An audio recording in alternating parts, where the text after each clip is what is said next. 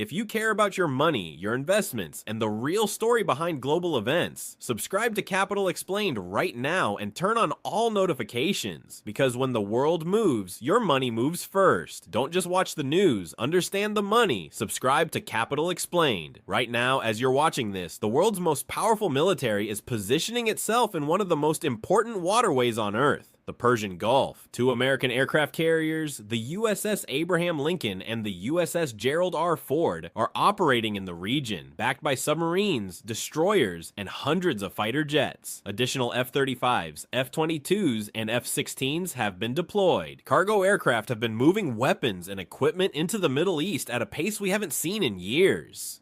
On the surface, this looks like another geopolitical standoff, but this is not just a military story. This is a money story. Because what happens in the Persian Gulf over the next few days will directly impact the price you pay at the fuel pump, your monthly grocery bill, mortgage rates, stock market volatility, and whether the US economy slows down heading into 2026. Most people see conflict as something distant, happening in countries they'll never visit. But financially, you are already connected to this situation, and I'm going to break down exactly how, step by step, dollar by dollar. Before we get into the numbers, make sure you subscribe and turn on notifications. This situation is evolving fast. Markets move instantly. By the time traditional media explains what happened, prices have already changed. And drop a comment. What did you last pay to fill your gas tank? Remember that number, because it may not stay there for long. How we got here. Last year, tensions escalated sharply when Israel launched strikes targeting Iran's nuclear infrastructure. The US later joined operations against key facilities including Fordo and Natanz. Oil prices briefly surged, then cooled. Markets stabilized, but Iran didn't stand still. Satellite imagery in early 2026 showed reinforced tunnel systems, hardened nuclear sites, rebuilt missile bases, and expanded uranium enrichment. Meanwhile, domestic unrest inside Iran intensified as economic conditions deteriorated. The US responded by increasing military presence in the Gulf. Naval deployments grew. Fighter squadrons expanded. Tensions in the Strait of Hormuz escalated after confrontations between Iranian vessels and US assets. Negotiations have stalled, and now markets are watching closely, because everything flows through one narrow choke point, the 21-mile bottleneck that controls 20% of the world's oil. It's called the Strait of Hormuz. At its narrowest point, it's just 21 miles wide.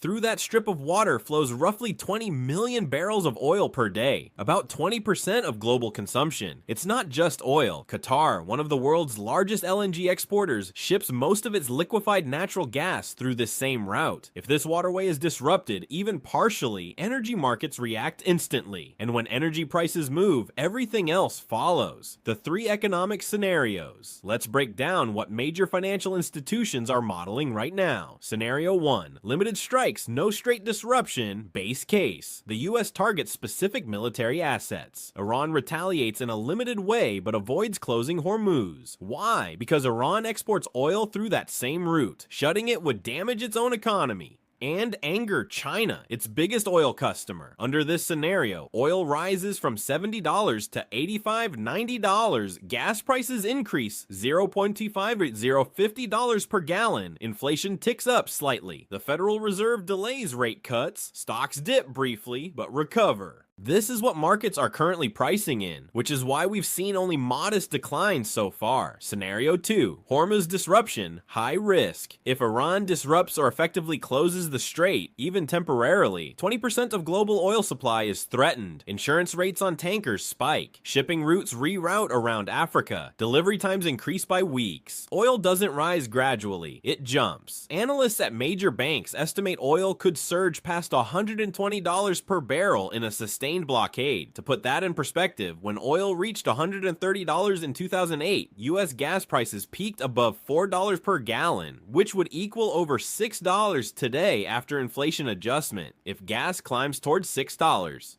The average driver spends roughly $1,400 more per year. A two-car household could lose nearly $3,000 annually. That's not optional spending, that's survival spending. Why your grocery bill moves next energy is embedded in every stage of food production.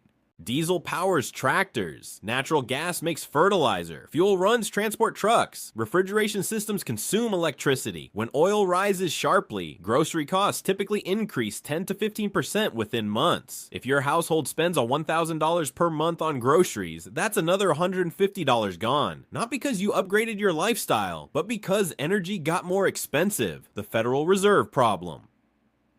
Here's the part most people miss. If oil spikes and inflation jumps from 2.4% back above 4%, the Federal Reserve faces a dilemma: cut rates and risk fueling inflation further, or keep rates elevated and slow the economy. Historically, oil shocks force central banks to stay tight longer. That means mortgage rates stay above 6.5%, home affordability worsens, borrowing costs remain high, economic growth slows. Every 0.25% increase on a $400,000 mortgage adds about $60 per month. That adds up quickly. Scenario 3. Full regional escalation. Low probability, high impact. If energy infrastructure across the Gulf is targeted, including Saudi facilities, oil could spike toward $150, $200 per barrel. That's 1970s style stagflation territory. High inflation, weak growth, rising unemployment. That combination historically leads to recession. What happens to your investments? During geopolitical shocks, markets follow predictable patterns. Risk assets fall. Energy stocks rise. Defense contractors often rally. Airlines and travel companies get hit immediately due to fuel costs.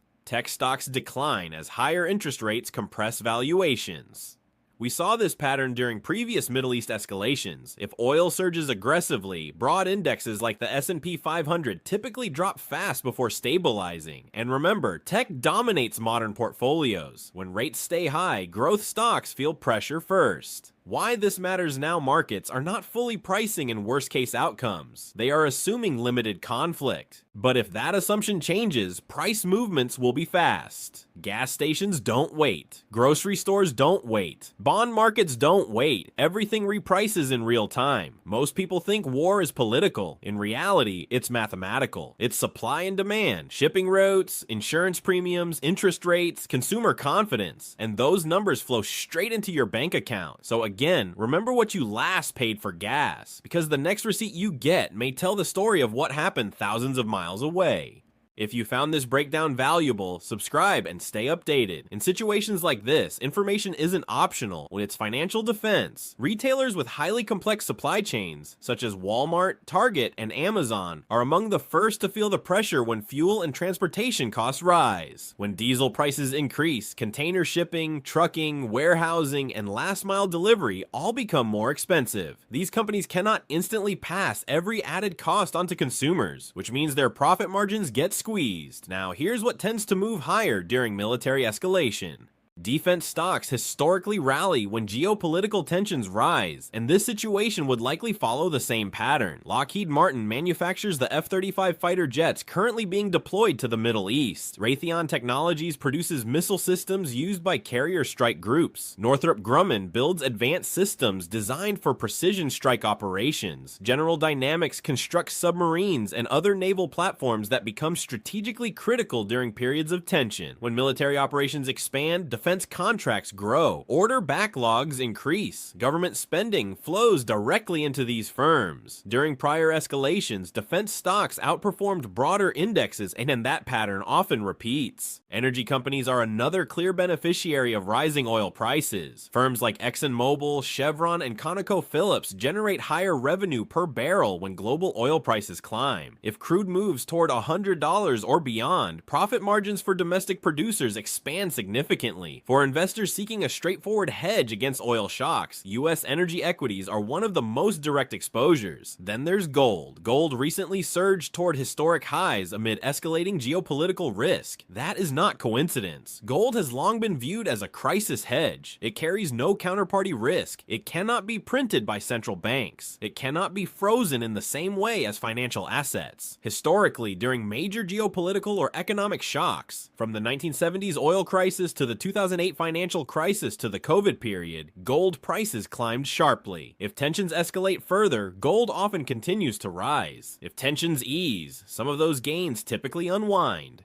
Cash also becomes strategically important during high uncertainty, not because cash is a high return asset. Inflation erodes its value over time, but because it provides flexibility. If markets decline 10 to 20% during a panic, liquidity allows investors to purchase quality assets at discounted prices. Being fully invested during maximum uncertainty removes that flexibility. Now, it's important to acknowledge something many avoid saying. There is a real possibility this situation de-escalates. Diplomatic channels remain open. Political incentives exist on both sides to avoid a prolonged conflict. Financial markets reflect this. The CBOE Volatility Index, often called the market's fear gauge, remains below long-term crisis levels. That suggests investors are pricing elevated risk, but not full-scale war. Research from the Federal Reserve Bank of Dallas indicates that even a temporary disruption in the Strait of Hormuz would likely have a measurable but manageable inflation impact, assuming it is short-lived. The United States is now the world's largest oil producer, producing over 13 million barrels per day domestically. That structural shift reduces vulnerability compared to the 1970s. However, a prolonged disruption changes the equation entirely. So what should you actually do? Do not panic. Prepare. If you rely heavily on fuel, consider topping off your tank before potential price spikes. If you have major purchases planned that depend on shipping, appliances, furniture, electronics, recognize that sustained fuel increases can push retail prices higher within 60 to 90 days. Review your investment allocation. If your portfolio is heavily concentrated in technology and growth stocks, consider whether adding limited exposure to energy or defense provides balance. This is not about panic selling. It is about thoughtful diversification. If you are waiting for interest rates to fall before refinancing or buying property, understand that an oil-driven inflation surge could delay rate cuts. Plan for both outcomes rather than assuming easing is guaranteed. Build or maintain a cash buffer, ideally 3 to 6 months of expenses, to avoid forced selling during volatility, and stay informed using verified reporting rather than speculation. History shows a consistent pattern. In 1973, the oil embargo triggered recession and double-digit inflation. In 1979, the Iranian Revolution disrupted supply and drove rates sharply higher. In 1990, Iraq's invasion of Kuwait caused oil spikes and economic contraction. In 2008, oil surged to $140 per barrel, amplified financial instability. Every major Middle East oil disruption has rippled directly into American household finances. Today, the United States is more energy independent than in the past. We maintain strategic reserves. Domestic production is high. These factors provide cushioning, but not immunity, because oil is priced globally. When prices spike abroad, they spike domestically. Currency dynamics also matter. In the early phase of conflict, the US dollar often strengthens as a safe haven asset, but prolonged inflation pressure and difficult Federal Reserve trade-offs can weaken the dollar over time. A weaker dollar raises import costs, adding another layer of inflation that many consumers don't immediately recognize. To be clear, this is not a prediction of war. The most probable outcome remains either negotiation or limited military action with minimal disruption. That is the base case according to many major financial analysts. But the downside risk is real. When you understand how the Strait of Hormuz connects to oil, how oil connects to gas prices, how gas affects food and shipping, how inflation influences interest rates, and how rates impact mortgages and stocks, you stop viewing foreign policy as distant news. You start recognizing it as personal finance.